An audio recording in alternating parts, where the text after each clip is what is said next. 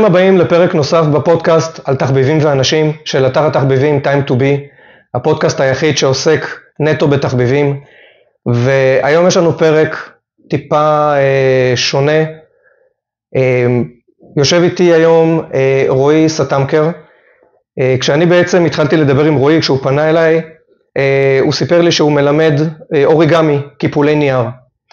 וכשעשינו איזושהי שיחה, נקרא לזה שיחת אפיון, שיחת היכרות, רועי בעצם שיתף אותי שהוא על הרצף האוטיסטי, ובנוסף לזה גם מתמודד עם דיכאון קליני מהגן, ואני בעצם הבנתי באותו רגע שהפוקוס של הפרק אמור להיות על הנושא הזה, ולא על האוריגמי. אמנם האוריגמי עצמו נורא קשור לנושא, ואנחנו גם נדבר על זה, אבל עיקר הפוקוס בפרק הזה יהיה על הנושא של האוטיזם סלש דיכאון, ועל התהליך שלך, וזה בעיניי נושא הרבה יותר חשוב מהפעילות של קיפולי הנייר עצמם. אז רועי, קודם כל, בוקר טוב. בוקר טוב. כיף לארח אותך. שמח להיות פה. קודם כל, למי שלא מבין ולא יודע, מה זה אומר רצף אוטיסטי? יש את האוטיזם שהוא בעצם קושי בתקשורת בין אישית, ביני לבין הסביבה, ביני לבין האנשים באופן ספציפי, והרצף זה אומר שיש לי מאפיינים מתוך האוטיזם. זה מתבטא אצלי גם בקושי בתקשורת הבין אישית, כאילו שלפעמים קשה לי להבין סיטואציות פשוט מסוימות, וזה גם מתבטא בביסות החושי שלי שהוא שונה. לדוגמה, אורות חזקים נורא מכאיבים לי בעיניים, רעשים חזקים מכאיבים לי באוזניים, אני לא אוהב שנוגעים בי יותר מדי, זה לא מרגיש לי נעים, גם שזה חיבוק וזה הכל בא מאהבה, ואני מבין שזה בא מאהבה, אבל זה לא נעים לי כל המגע. ובאמת זה קורה לפעמים שאני יוצא מצב שאני נראה לא רגיש כלפי מישהו, כי אני לא מבין שהוא באותו רגע בסיטואציה שהיא נורא רגישה וצריך להיות אמפתיה אליו. אני כאילו חושב שמה שקרה זה בסדר ואפשר להמשיך הלאה, ואני לא באמת מבין, זה לא קורה הרבה בזמן האחרון, אבל זה היה קורה לי הרבה בתור ילד, שהיה סיטואציות שהיה קורה משהו למישהו מהכיתה והיה צריך להתרכז בזה, להבין מה קרה איתו, ומקום להתרכז בזה אני הייתי פשוט ממשיך בשלי והייתי מתעסק בדברים שאני רציתי להתעסק בהם.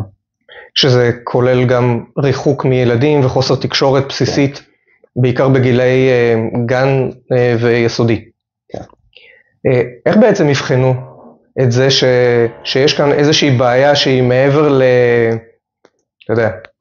כן, אני אגיד ככה, היה לי מאוד קשה בגן וגם בבית ספר. כשהגעתי לכיתה א' היה לי מאוד קשה, הייתי בורח מלא מבית הספר, רק בכיתה ד' הייתה לי מורה שסוף סוף שמה לב לזה שאני ככה, יש לי איזה קושי שאני מתמודד איתו, והיא לחצה להורים שלי לשלוח אותי לאבחון. היא גם כתבה איזשהו מכתב למאבחנת שקראתי אותו לא מזמן, שהיא מדברת על זה הרבה ילדים מהכיתה רוצים להיות חברים שלי, אבל אני כל הזמן מרחיק אותם, כי אני לא באמת מצליח להסתדר איתם, ובאבחון הזה עלה החשד שאני על הרצף, ושאני מתמודד עם דיכאון, שאני סוג של ויתרתי על עצמי כבר, ככה רשמה המאבחנת, וגם הובחנו כל הלקויות למידה שאני התמודדתי איתם, וזה היה האבחון הראשון שעשיתי. כשהגעתי לחטיבה, אז כבר הגעתי לסיטואציה שכבר לא רציתי לחיות יותר, ושם גם הייתה מורה ששמה לב לזה שאני מתמודד עם זה, ולחצה להורים שלי לשלוח אותי לפסיכיאטר, ששם הובחנתי עם דיכאון קליני ועם מחשבות אובדניות. הבעיה הייתה תמיד בבית הספר ובתיכון, זה שאני לא רציתי לקחת את הטיפול, היו מביאים לי כל מיני כדורים ותרופות, ואני לא רציתי לקחת אף אחד מהם.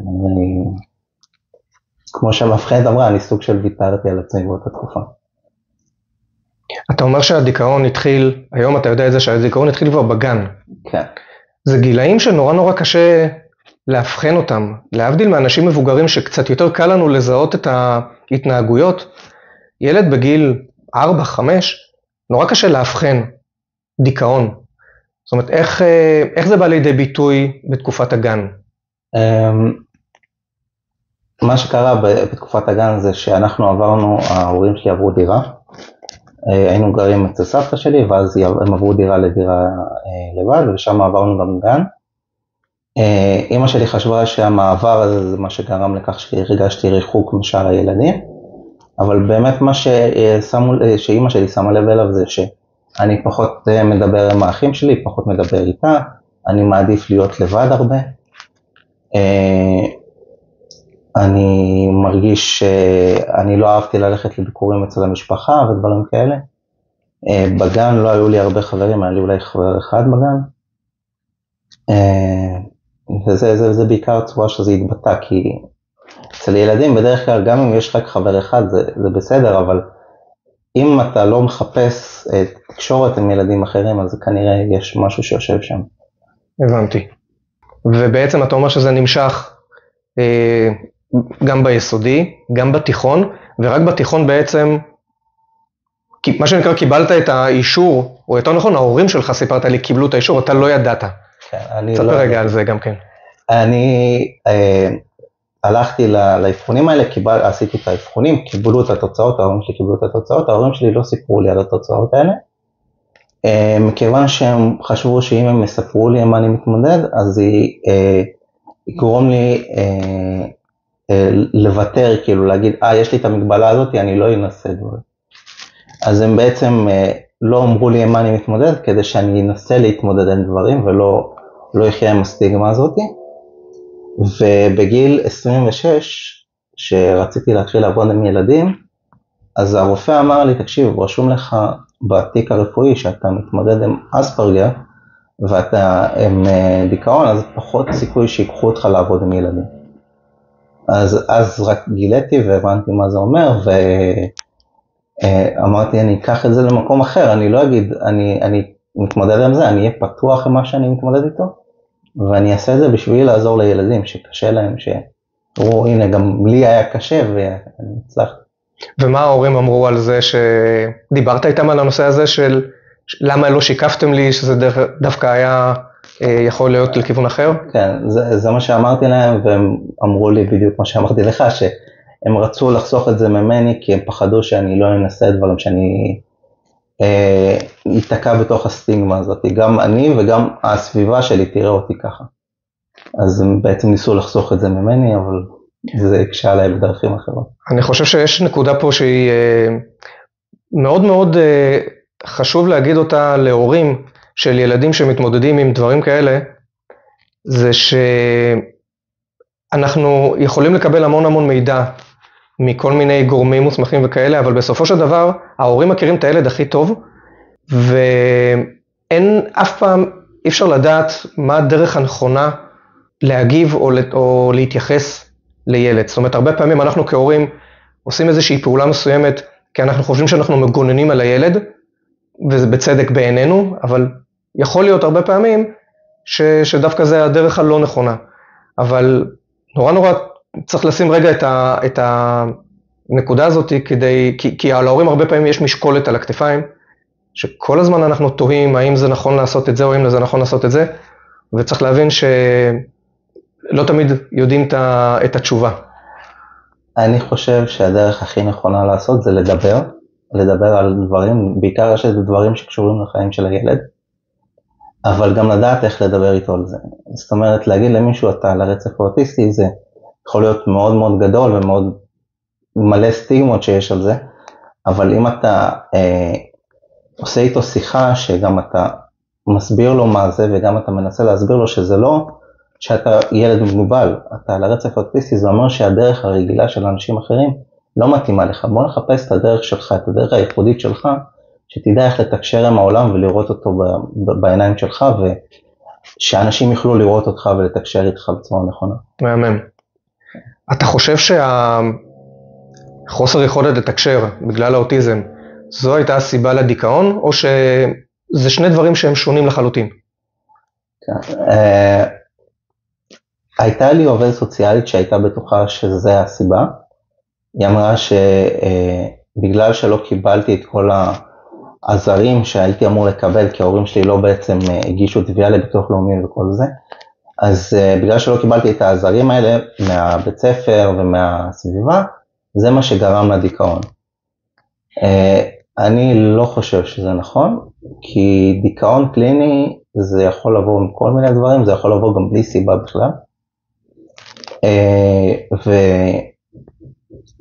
וזה קצת כמו ביצה ותרנגולת, כאילו מה קדם למה, יכול להיות שפשוט זה היה לי שם, כי אני אומנם על הרצף האוטיסטי, אבל אני כן בן אדם מאוד מאוד רגיש, וכשאני רואה מישהו שעובר משהו קשה, זה מאוד כואב לי אישית לראות אותו עובר את זה. היה לי ילד בצהרון שהוא התמודד עם היפראקטיביות, והיה לו נורא קשה לשבת בכיתה, והרבה מורים היו כועסים עליו שהוא עושה שטויות, והוא מדבר שטויות, הוא גם היה אומר על עצמו שהוא מטומטם. ואז אני כאילו אמרתי לו, אתה לא מטומטם, אתה פשוט היפר. ואז הוא אמר לי, מה זה היפר? אמרתי לו, היפר זה היפראקטיבי. זה מישהו שקשה לו לשבת במקום שהוא כל הזמן צריך לזוז וכל הזמן זה. ואז הוא דיבר על זה עם ההורים שלו, והם עשו לו אבחון. ואחרי האבחון גם הבית ספר יותר קיבל בהבנה את הצורך שלו בלזוז כל הזמן. והיום הוא בכיתה ז', בכיתת מחוננים. מה אתה אומר? כן. זה כי שאתה רואה מישהו ואתה מבין מה עובר עליו, ואתה יודע למה קשה לו, ואתה יכול לתקשר את זה איתו, להסביר לו מה קשה לך, אז יותר קל לו להתמודד עם זה אחר כך, זה עוזר. אני גם ראיתי שבפרופיל שלך כתוב, כל ילד צריך רק מבוגר אחד שיאמין בו. נכון. שזה גם מגיע מהסיפור שלך בעצם, ומן הסתם אתה גם יותר רגיש לנושא הזה, לא זוכר אם אמרנו, אבל אתה גם מלמד אוריגמי ילדים בצהרונים, אז אתה גם יותר רגיש לילדים שהם, אתה יודע, קצת יותר מחוץ לתבנית הרגילה של הילדים. בוא נדבר רגע גם על האוריגמי, כי בשיחה גם סיפרת לי כשהיית בעצם מרוחק מהילדים, האוריגמי היה זה שעזר לך ככה להעביר את הזמן, להתמודד. תספר לנו רגע באמת, קודם כל איך הגעת לאוריגמי דווקא?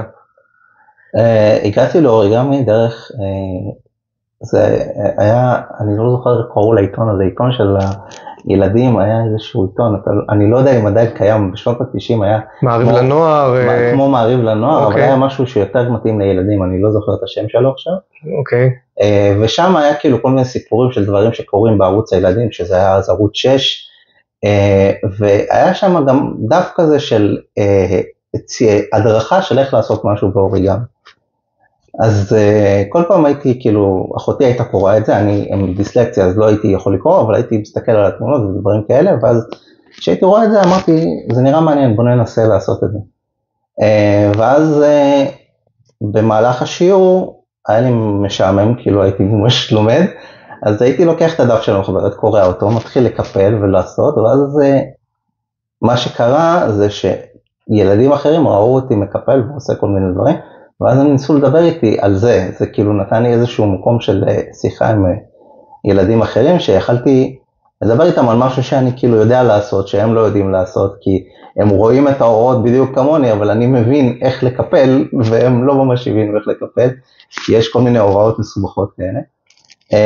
וזה נתן לי כלי כאילו באמת לתקשר עם ילדים אחרים, סיבה לתקשר איתם, בלי באמת לדבר יותר מדי, גם כי הייתי פשוט מראה להם איך מקפלים, ואז זה באמת עזר. כי בתקופת בית הספר היסודי, מה שהיה לי הכי קשה בתקשורת זה, היה לבנות משפט בצורה נכונה. כאילו הייתי יודע מה המילים שאני רוצה להגיד, אבל הסדר של המילים לא היה נכון. אז הרבה פעמים קורה שהייתי אומר משהו, ואז ילדים אמרו לי, מה, לא הבנתי מה אתה רוצה. אז זה באמת הכי עזר לי, כי אני יכלתי לבוא, לקפל, להראות להם, הנה עושים ככה וככה, והיה יוצא משהו, והם היו מתלהבים. כאילו יצרת תקשורת שהיא לא מילולית, אלא יותר ויזואלית או משהו כזה, וזה יצר לך חיבור, למרות שזה לא היה שיחות או דברים כאלה, אבל זה יצר לך חיבור, וזה היה מספיק בשבילך?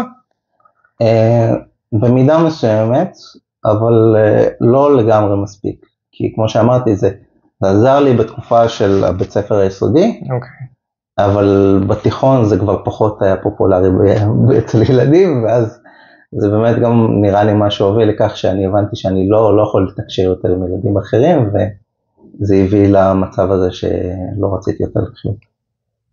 אוקיי, וכשהמשכת בתיכון, המשכת עם האוריגמי גם בתיכון, המשכת עם זה כל הזמן ושכללת את זה ועשית עוד דברים והכל, ומה בעצם גרם לשינוי בהרגשה, בתחושת האושר? זאת אומרת, אתה אומר שהיה לך מחשבות אובדניות בתיכון, איך בעצם יצאת מזה, והאם לאוריגמי גם היה איזשהו קשר לעניין הזה? להגיד שיצאתי מזה זה לא בדיוק נכון, אני לא יצאתי מזה, אני עד היום יש לי מחשבות אובדניות, אבל מה שהייתי עושה בתיכון והכל זה שהיו את המחשבות האלה, אבל לא הייתי נותן להם ביטוי, כי הייתי מרגיש שאם אני אתן למחשבות האלה ביטוי, אני בעצם מפסיד משהו, כי אני עדיין, יש דברים שאני רוצה לעשות, עדיין יש דברים שאני רוצה להשיג בחיים, ואני לא יכול להשיג אותם אם אני אוותר עכשיו. וזה בעצם מה שהחזיק אותי הרבה, כי היה לי את המטרות האלה שהייתי רוצה להשיג, כי הייתי רוצה לסיים את בית הספר, והייתי רוצה למצוא עבודה ולמצוא דירה, לצאת מהבית, כאילו להיות כאילו יותר עם עצמי, רציתי כל מיני משחקים שרציתי לסיים אותם, כאילו דברים גם שהם לא באמת מטרות כאלה גדולות, היה משחק ששיחקתי ורציתי לסיים אותו, אז זה נותן איזושהי מוטיבציה לקצת זמן, אבל זה מוטיבציה שנמצאת שם. והיום אני אגיד שהמטרה שלי היום זה אני לומד הוראה, ואני רוצה לעשות כיתה שהיא כיתה משלבת, אבל שהיא תהיה כיתה משלבת באמת, לא כמו שיש היום, שהם לומדים באותה כיתה בשיעור חינוך, אבל אחרי זה הם מתפצלים כל אחד להקבצות שלו. אני רוצה כיתה שהכיתה כאילו תלמד ביחד, יילדים עם מוגבלויות וילדים בלי מוגבלויות, והם ילמדו ביחד ויעברו ביחד את בית הספר, וייצרו גם קשרים אמיתיים, כאילו לעשות להם איזושהי תוכנית אומנותית של הכיתה, שהכיתה ביחד צריכה לעבוד עליו, ושזה ייתן להם איזשהו משהו מעבר, איזשהו ערך מוסף כזה. היום אתה מלמד בצהרונים, באיזה גילאים? כיתות א' עד ד'. אגב, בכוונה בחרת את הגילאים האלה? לא, אני עבדתי לפני כן עם בני נוער. בתקופת הקורונה הגעתי למשבר נפשי מאוד מאוד גדול, שגרם לי לעשות עצירה קצרה, ואז באמת להתחיל לקחת טיפול פסיכיאטרי. ואחריו רציתי לחזור לעבוד עם ילדים, ואמרתי, אני עובד הרבה שנים עם בני נוער, אני רוצה לראות קצת איך זה לעבוד עם ילדים יותר צעירים. אז מצאתי את הצהרון הזה והתחלתי לעבוד שם. וכשהילדים עובדים על אוריגמי, אני לא מדבר רק על ילדים עם מוגבלויות או בלי מוגבלויות, איזה יתרונות באמת משמעותיים יש לאוריגמי עצמו, לקיפולי נייר, ואיזה חוויות אתה רואה שהם חווים מזה? הדבר הכי גדול שאפשר לראות זה העובדה שהם מצליחים משהו, כי יש קיפולים שהם לא כל כך פשוטים, בעיקר להם, כי האצבעות שלי מאוד ארוכות, גם כשהייתי קטן היה לי אצבעות ארוכות, אז היה לי קל לקפל דברים, ולהם יש ידיים קטנות, אז זה יותר קשה לקפל, גם קשה לעשות את זה מדויק, אוריגמי דורש נורא דיוק, נכון, בצורה שאתה מקפל אותו, אז לעשות את זה מדויק ולהצליח, אז שהם מצליחים לעשות משהו, זה נותן להם הרבה אושר, וגם כשהם לא מצליחים לעשות משהו, הצורה שאני מחווה להם את זה, שאוקיי, לא הצלחת הפעם, פעם הבאה תנסה עוד פעם, בוא הנה יש לך עוד דף, תנסה עוד פעם, אולי הפעם תצליח.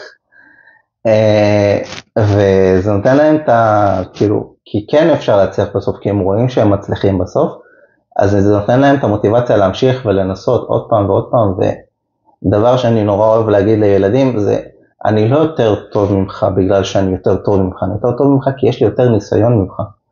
אם היית לך ניסיון כמוני באוריגמי, אז היית יכול להיות טוב כמוני. אז זה באמת מה שאני אומר להם הרבה, כאילו, אם תתאמנו על זה הרבה, תהיו יותר טובים. אם אתם לא תתאמנו על זה, לא תהיו טובים. זה הכל ככה, כל דבר בחיים. גם זה בשחמט שאני משחק איתם לפעמים, או בכדורגל וכדורסל וכל הדברים האלה. מי שמתאמן מצליח, מי שלא מתאמן. נכון, לגבי כל דבר. כן. אתה חושב שעצם העובדה שאתה מלמד ילדים, זה חלק מתהליך הריפוי העצמי שלך? כן, גם כי כשאני רואה ילדים שמתמודדים עם קשיים דומים למה שאני עברתי, שאני יכול עכשיו להיות פה המבוגר הזה שרואה אותם, שתומך בהם, משהו שהיה חסר לי הרבה מאוד ילד, אז זה נותן לי הרבה סיפוק אישי, וזה גם נותן משמעות למה שעברתי, כי אם עברתי דברים רעים ואין להם, אני לא עשיתי עם זה שום דבר, אז אני פשוט עברתי דברים רעים, וזה סתם יושב שם. זה לא עוזר לאף אחד, זה לא עוזר לי, זה לא עוזר לשום דבר, אבל אם אני עברתי משהו רע, ועכשיו אני יכול לראות ילד שעובר את אותו דבר ולעזור לו, אז זה נותן לזה משמעות מאוד חשובה. מאוד חשובה. אם אנחנו מסתכלים רגע קדימה, מה החלום שלך? מה היית הכי רוצה להשיג עכשיו? מה שהכי הייתי רוצה להשיג זה שבעצם שבכל בית ספר, לא רק בארץ, בעולם, שבכל בית ספר יהיה, כיתה שמשלבת ילדים גם עם וגם בלי צרכים מיוחדים, כי לילדים עם צרכים מיוחדים יש איזושהי סטיגמה שלצערנו גם היום היא קיימת, שרואים אותם וחושבים שהם לא יכולים לעשות דברים רק בגלל המגבלה שלהם, וזה לא נכון, וזה פספוס של הרבה מאוד ילדים, והייתי מאוד רוצה שנוכל לצאת מהמקום הזה. הרבה הורים של ילדים בגן, ביסודי, שעכשיו בעצם רואים את הפרק, רואים אותך, שומעים אותך, ואומרים, רגע, אולי לילד שלי חלק בסימפטומים האלה יכולים לרמז על הנושא הזה, ואולי שווה לבדוק. אם היית רוצה להעביר איזשהו מסר לאותם הורים, מה המסר הכי חשוב והכי עיקרי שהיית רוצה להעביר להורים? שלזכור ההגדרות האלה, כמו רצף אוטיסטי, דיכאון, דיסלקציה, וכל זה תווית מאוד מאוד גדולה, שבתוך התווית הזאת יש מלא מאוד דברים שהם לא בהכרח נכונים לאותו ילד. וצריך להבין מה בתוך התווית הזאת באמת רלוונטי לילד, ומה לא, ולא לתת לו לחיות בתוך הבועה הזאת של אם זה מה שיש לך, אז כל מה שקשור לזה זה אתה. כי יש ילדים שצריכים להיות במסגרת של בית ספר לילדים עם צרכים מיוחדים, ויש ילדים שצריכים להיות במסגרת רגילה למרות הצרכים המיוחדים שלהם, ויש ילדים שהם צריכים עזרה עם השיעורי בית, ויש ילדים שהם צריכים שתעזור אותם בשקט והם יעשו את השיעורי בית, וכל אחד עם הצרכים שלו וכל אחד עם היכולות שלו, וצריך להבין שלמרות החותמת הזאת של אספרגר או רצף אוטיסטי בתפקוד גבוה, או איך שלא קוראים לזה היום, כי יש לזה, שינו לזה את השם. הסטיגמה הזאת, החותמת הזאת היא לא אומרת שום דבר על הילד עצמו. זה אומר רק איפה קשה לו. אנחנו צריכים לראות איפה טוב לו, איפה קל לו, לא רק איפה קשה. אלברט איינשטיין אמר, אם נבחן דג לפי היכולת שלו לטפס על עץ, הוא יחיה כל החיים כאילו הוא מטומטם, וזה באמת מה שצריך להבין, כאילו אנחנו לא רוצים שהילד יטפס על עץ, אנחנו רוצים שהוא ידע אם זה לא מה שמתאים לו, מה כן מתאים לו. וזה גם לוקח אותי לנושא של הטיפול עצמו, גם דיברנו על זה מקודם, אמרת שכל טיפול בעצם הוא אמור להיות מותאם לילד, זאת אומרת אין טיפול אחד שמתאים לכולם, וזה גם כן משהו שנורא חשוב שההורים יבינו. כן.